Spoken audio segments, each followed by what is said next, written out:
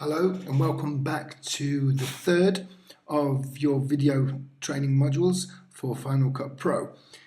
In this module we're going to look a little bit more at the timeline. That's this area down here, and within that we're going to agree a optimum display style, something that should be comfortable for you guys to work in, go through some of the basic commands and controls, and just show you the basics of the timeline. So first thing, if we come up to Event Library, as you remember, in the last module we imported the Final Cut Pro introduction files, as you can see here. You can also see, this is a young gentleman from Plovdiv I interviewed recently. You can also see the Joro files I've also transferred over. There's a distinct lack of other files. When we talk about sharing and the basics of archiving in Module 5, one thing that you will discover quite quickly is when you start working with film files, they add up very quickly. I got to a stage making the Final Cut Pro QuickTime movies where I had just 1.3 gig left on my computer. So I've had to archive a lot of files and a lot of data. I've done the same with projects, but I've had to archive these files just so, well, mainly so that my QuickTime player will work and I can record these films. So it's it's very, very important to remember to kind of keep up your housekeeping, and we'll talk about that in archiving later. So to the timeline. First things first, we have our new event, which is Final Cut Pro Introduction. Let's now create a new project. Okay, the default event is Final Cut Pro Introduction. And we're going to create Final Cut Pro Module 1 Introduction. That should look quite nice. Now, when we look here, video properties, set based on first clip. Now, you can go all customized on this. I'm going to go custom. If you're looking for web reproduction, then 720 progressive is probably the best, but you can go all the way up to 1080 progressive, 2K, 4K, 5K.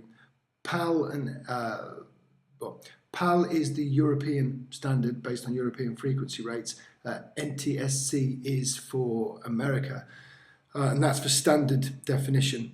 But generally, for what we're going to do, or for what you guys need to do, 720p is pretty much all you need. 25p is 25 frames per second progressive, which again is ideal for web reproduction. And then here, the audio and render properties.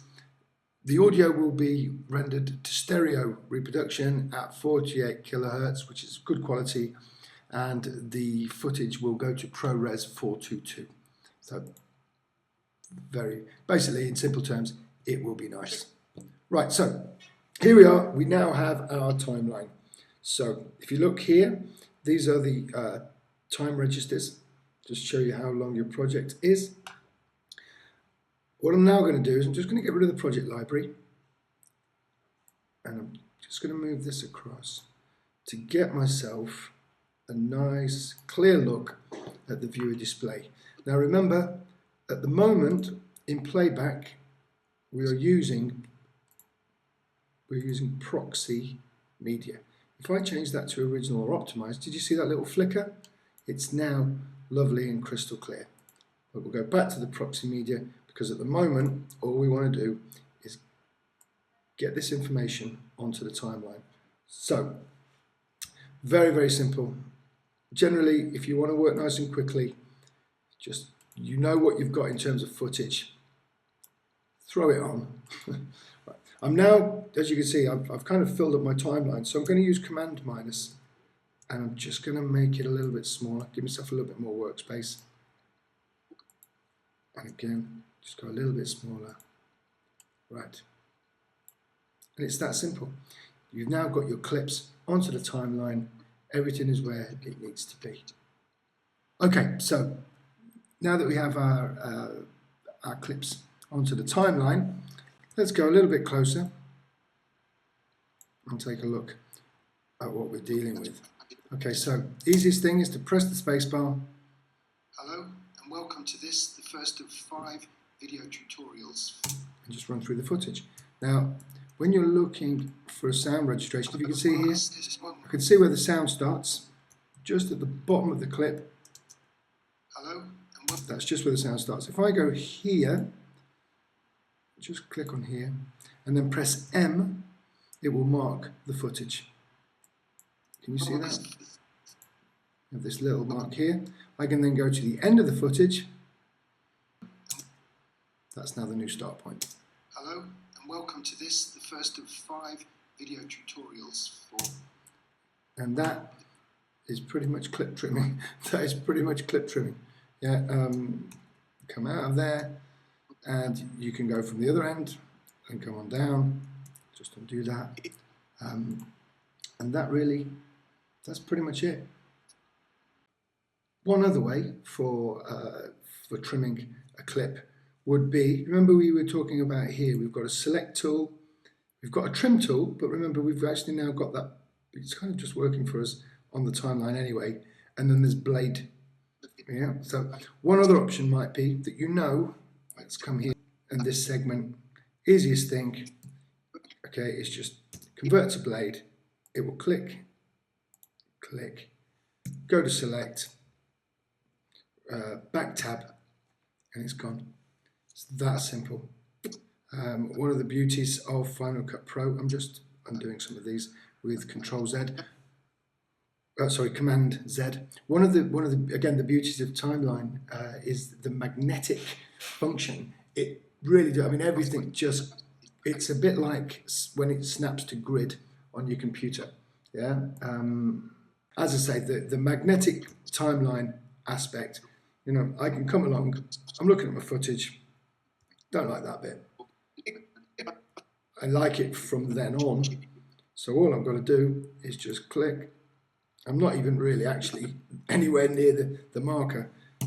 Convert back to select, get rid of it. It's that simple. One last thing that I want to talk you through is clip selection or clip review. This could be quite useful for you. We've only got 4 clips here, but you might be dealing with 30 or 40 clips, and you want to get through them quite quickly. So one of the easiest things is to just come select the clip, press your space bar, and it will play through. Yeah, so that's just me pressing the space bar. If I don't want to use the clip, then I can either mark it as reject, just on the menu, or I can use the back tab, which is the button just above enter, and I'll get a small red line.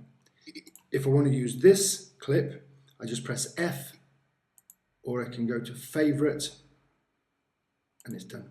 Then when I come to deciding, or when I've done that, as I've gone through all my clips, let's say we'll take this one, we won't take that one, I can then just select favorites, and there, all of the clips. All of the clips that I want to work with are now in one place.